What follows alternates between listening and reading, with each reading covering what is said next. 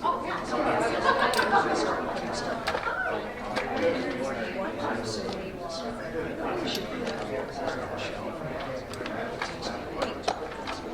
Would like to leave a comment for us, or if you have comments for the end during our question and answer period, please fill out a comment card. They're at the front desk. I can also just leave these up here and circulate them if you want.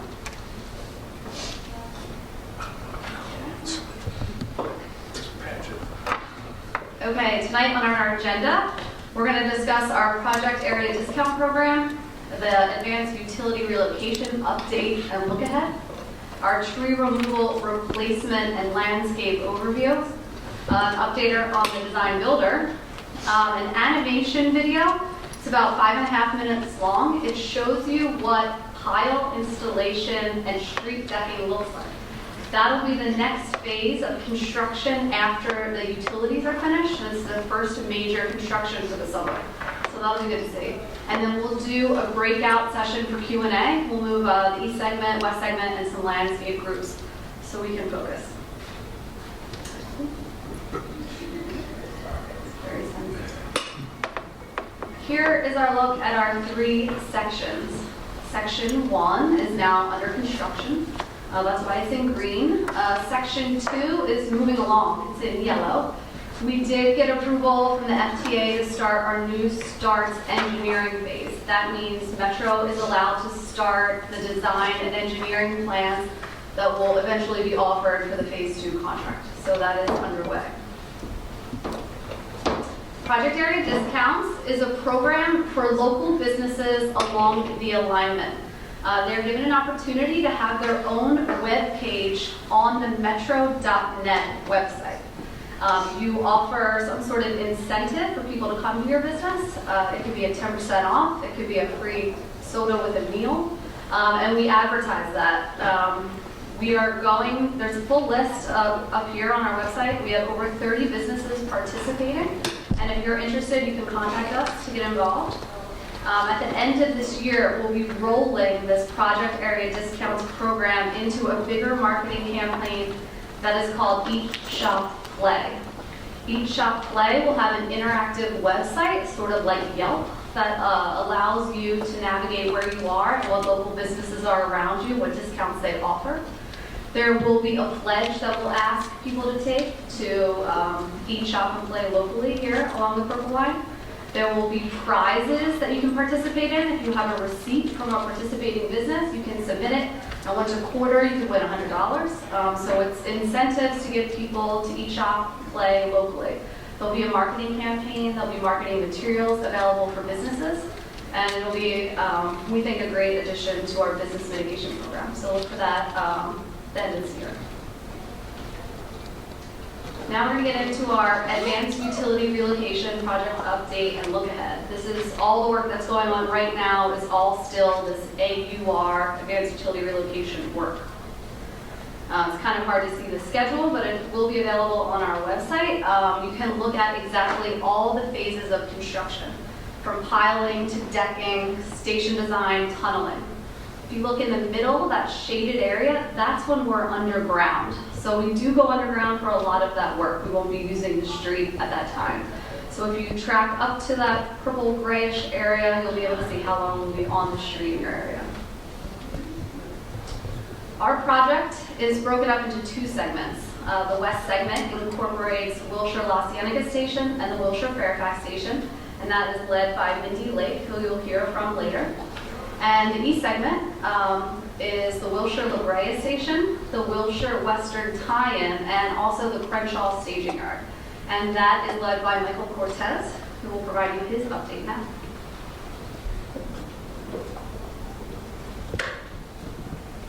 Good afternoon, everyone, or good evening. I'm Michael Cortez. I'm the Construction Relations Officer for the East segment. And as Casey mentioned, I cover the Wilshire Western Tie-In, and then proposed La Brea Station, and then the Crenshaw Station site. So what you see behind me is currently what's happening at Wilshire Western. Metro Real Estate is under negotiations on the acquisition of the properties of on the northeast side, Manhattan Place and Wilshire, which is about a block away from the Western Station. And that at one point will become a staging yard where the tunnel boring machines will be coming out as they move out of the ground. And then also we anticipate the utility relocation work to begin summer 2016. So as you can see, there's not that much work happening in that area. As you move west on Wilshire, you're going to run into the Crenshaw Yard staging site. This staging site is being used during Section 1 utility relocation and construction. What has been completed right now is the sound wall on the outside. What's remaining is 2 gates, which are at Crenshaw and Lorraine. I don't know if you can see it, but the frame of the gate is currently underway and should be completed by this week. There was a property inside that staging site which we acquired, and last month it completed abatement work. The last remaining work to be done there is the demolition of that building. We've implemented some mitigation efforts and continue to have maintenance at that site. We put a right turn only sign at the Lorraine gate to make sure that trucks leaving the Lorraine yard, the Lorraine side of the yard, do not go into the community. And no metro contractor parking on the city streets. We continue to have noise awareness training and nightly noise readings. And then again, we have maintenance outside of the yard. This is just a general overview of the La Brea utility relocation, which has been ongoing for the last year. The latest update on the La Brea utility relocation, what's been completed thus far is fiber optic cable relocation, electric work, water line work, and LED cable pulling. That's just a picture of the utilities underground that we work on. What's currently underway is Southern California Gas is out there removing the gas cables lines, and which should be completed by February. And AT&T cable pulling is anticipated to be completed by March. Also at La Brea, we acquired the property at 665 South La Brea, which was previously the Lawrence La Brea building, which is right next to the former customer service center and the Blockbuster site. Underway is abatement work, which should be completed by the end of the month. We also are working with the council office on the Carlin Way alley vacation, which we will be closing the alley entrance and exit at La Brea, and in order to prepare for that staging site at Detroit, that entire area. And so we will be rerouting the alley to Detroit. Some of our La Brea Station mitigation. As Casey mentioned, we have a project there discount program, which I won't go into, and business and residents advanced communication. We work with the local management companies or departments. We try to get more people to sign up on our email distribution list, and we notify in advance if there's any changes to our work that is currently underway. We've talked to the community and heard some of their concerns and complaints, and so we've implemented some mitigation efforts, such as torching of steel plates, additional sound blankets around our work, signage, and then, if possible, moving some of our louder work during the daytime. And this is just photos of torching being done, and then an enclosement of our work, or like a sound blanket and enclosement.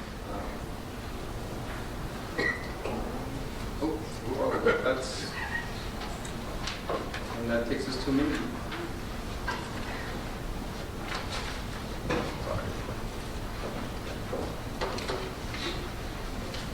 Good evening. I'm shorter. It's nice to see so many familiar faces. I'm Mindy Lake. I am in construction relations for the Fairfax station, which is the area that we're in right now, and the La Cienega station, and all things Beverly Hills. So what you see before you is the Fairfax utility relocation bar graph of where we're at. We're currently finishing fiber work, and we're into AT&T construction and power simultaneously at Fairfax. We will be starting water and cable pulling and gas in the spring and summer of this year. Okay. Wait a minute. We're going the wrong way. Sorry.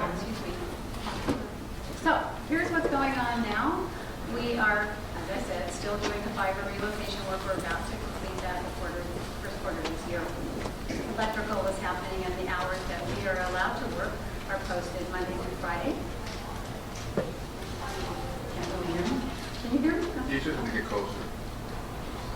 Okay, I don't want it to be closer, okay. Anyway, we can work Monday through Friday during the day from 9 a.m. to 3:30 p.m. on Saturdays from 8 to 6 on occasion. And the night work that we've been doing most recently is from 8 p.m. to 6 a.m. Sunday through Thursday, and Fridays from 10 p.m. to 8 a.m. And what's coming next, as I mentioned earlier, is the spring and summer of 2015. We will start the water and gas relocation work. That's when it's anticipated to start, and it's anticipated to be completed in the summer of 2016. What we've been doing as mitigation, along with the other issues that we were mentioned in the other areas, is that we have scheduled the paving work that has to be done along Wilshire on Saturdays to avoid the noise and excessive noises of the cement trucks with the backup alarms that we don't seem to have control on. And it's a noisy operation, so we decided to move all of that paving work onto Saturdays. After 11 p.m., when we are supposed to have completed our noisiest activities, if we discover that it is getting close to our allowable noise levels, then our supervisor and inspector on site will either ask the construction team to move the noise blankets closer to the source of the noise. If it doesn't reduce the noise levels, then we switch to an alternate type of work so that we can remain under the allowable decibel. And we also have businesses are open during construction signs, as you can see, that when we do work on Saturday, we place them prominently in front of businesses that are impacted by the work that we're doing. Now we are moving on to La Cienega, and we have completed the fiber work there, and we are currently doing a minimal amount of potholing in advance of the rest of the AUR work that is scheduled to start. The NTP has been awarded to the new contractor, and we anticipate starting that this year. The fiber work's over. The potholing that I described to you is illustrated in these photos. You can see the level of protection that we have on the sidewalk, that the pedestrians have full access to the businesses, and it's a very clean construction zone. This is a picture of the Ogden Yard, which is directly across the street, but this type of staging yard wall and banners will be put around the staging yards that are anticipated to be erected around the staging area west of Fairfax and at La Cienega. This now has become part of the design builder's responsibility. They've also been given the notice to proceed, and we are looking at working at La Cienega Monday through Friday, 7 a.m. to 4 p.m., and Sundays from 9 a.m. to 6 p.m. with occasional nighttime work when it's necessary and we have too much of the street that we have to block and it's not safe for the people to work otherwise. And the same, what we have uniquely for La Cienega, because the City of Beverly Hills allowed us to experiment with this, as you can see the orange lines on the steel plates, which are considered plate locks instead of the soft, what is it called? The cold patch, sorry, the cold patch that normally is used in this case. It was suggested by a constituent actually to try these locks. We tried them. They work very well on the sidewalk. They're not particularly suitable for the street, however, but they do make for a nice, safe pedestrian thoroughfare when we can use them on the sidewalk. So that and the project area discount has extended into La Cienega. We have some very active businesses working there. We have a parking relocation program to mitigate the spaces that we use in front of those businesses as well. And the documentation and the emails and the e-blasts is the same with all of our stations. I'm sure you've been getting them, so you get it for all 3 stations. Oops. Get back here. Okay, so our allowable nighttime work permit for noise levels is ambient +5. And as you can see by the 4 illustrations, those are some of the mitigation measures that we use to keep those noise levels at bay. The one in particular that is of most interest is the one at Wilshire and La Cienega, which was also used at Wilshire and Fairfax, is the contractor constructed a little hut that's surrounded by noise blankets so that they can do the saw cutting and keep the noise levels at the allowable level. And then the Wilshire Fairfax station, if you can see it, they've also constructed a top level that helps deflect the noise from rising above the blankets. So, without further ado, I will now turn the floor over to Casey for the tree removal plan. Okay, just some more housekeeping. I'd like to welcome Jay Greenstein from Councilmember Perez's office. Thank you. I don't think I see any other electives. But we do have Alex and Alice here from the Bureau of Street Services. They are the ones directly in charge of approving our tree removal, replacement, and landscape plan. They'll also be involved in our discussions afterward about this.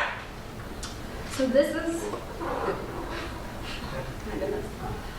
We presented on this plan at the last community meeting in September. So this is sort of a condensed version of it, just so we can get it out to you again. In the city of Los Angeles, we need to relocate we need to remove 101 trees between the Wilshire and Western Station and the Wilshire Fairfax Station. Most of those trees are surrounding the immediate station. So in order to build something underground, we have to take everything at the street level off. So you see the breakdown here. There's 12 at Western Station tie-in, 37 at La Brea, and 52 at Fairfax.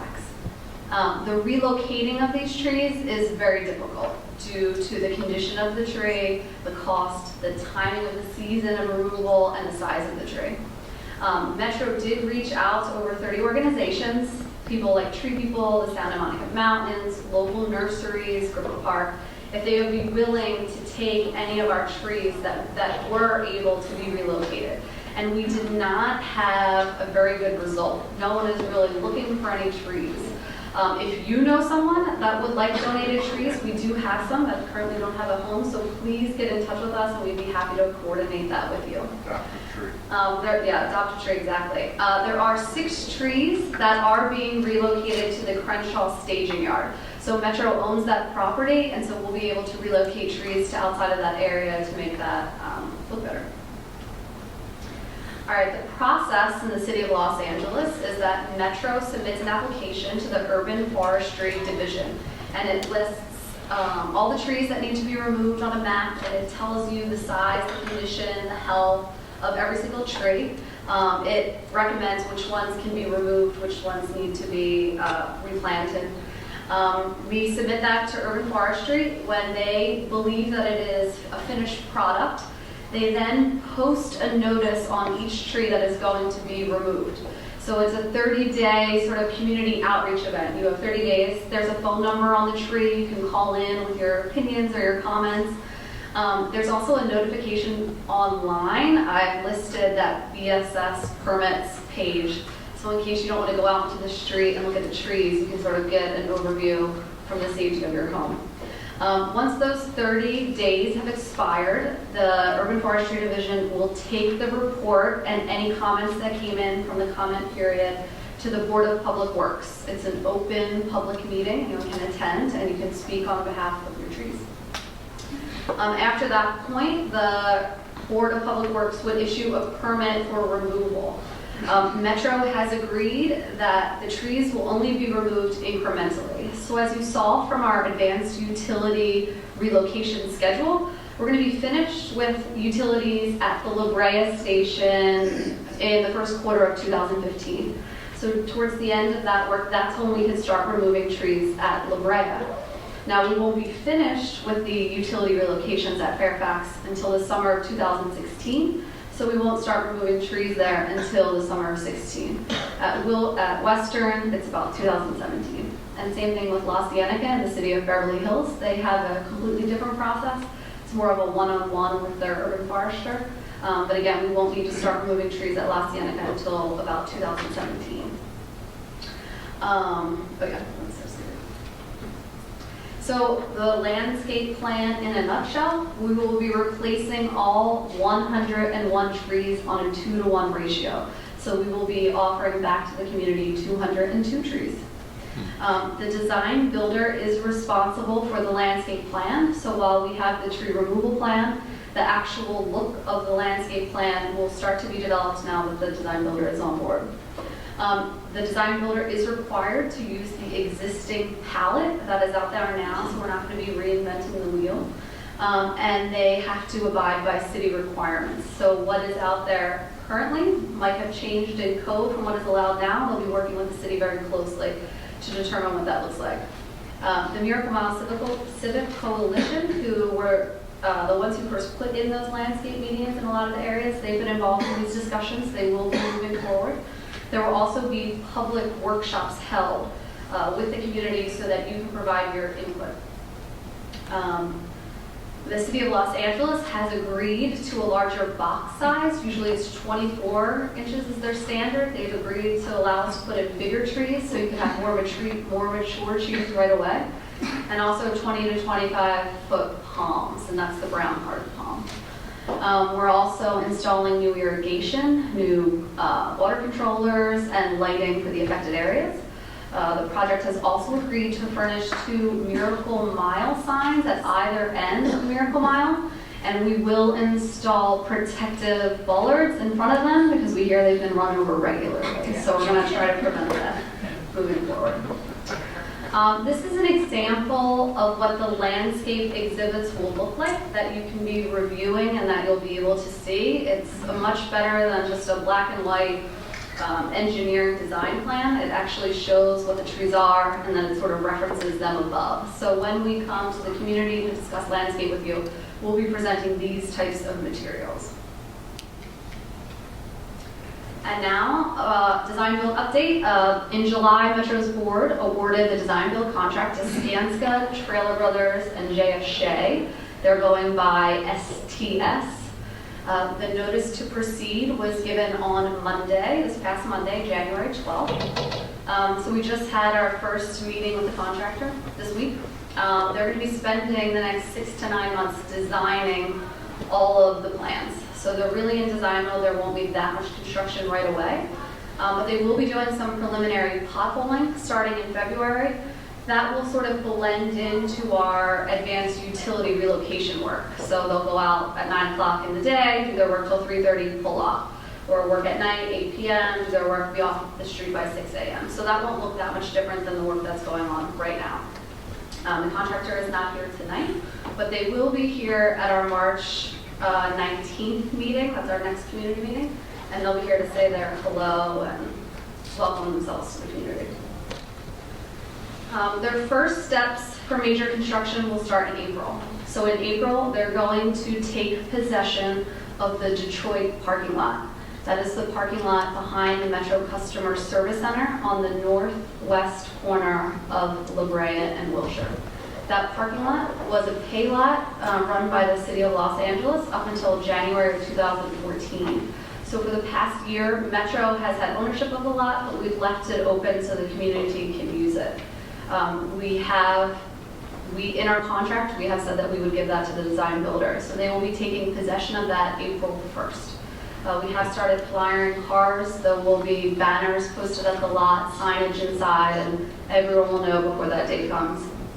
Once the contractor gets possession of that lot, they will have to do some work inside that lot. They will underground the overhead utilities.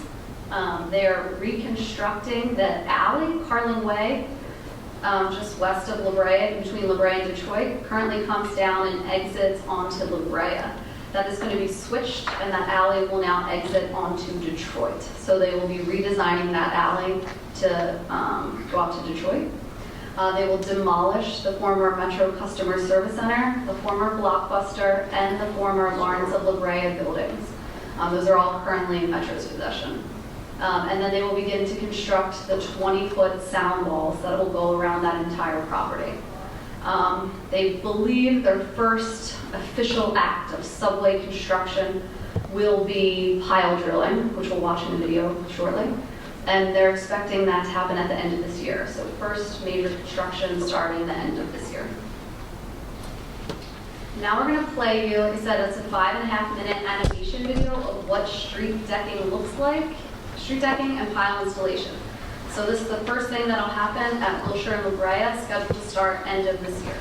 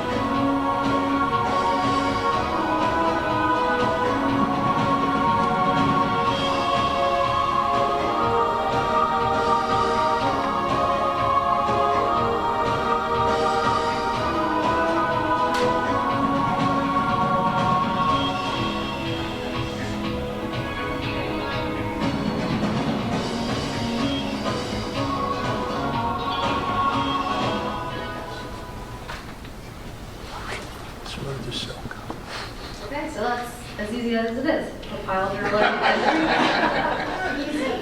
No big deal, right? We can get through that.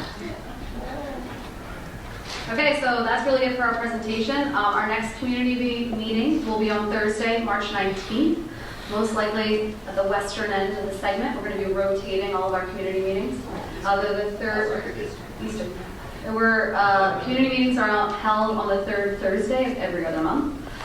We will be pulling together the Station 1 advisory group for the La Brea station so we can go over the details of the Detroit lot closing, what the undergrounding and demo looks like. That will most likely be at the end of February. So we'll be in touch about that. Those are open meetings as well, so we'll let you know. Now for our Q&A. Oh, stay in touch. Okay. We're going to break up into the two segments. So if you have any questions about the East segment, which is Western Station, Crenshaw Staging Yard, La Brea, please go over to this left-hand side. If you have questions about the Fairfax Station or the La Cienega Station, please go over here to these red chairs over here.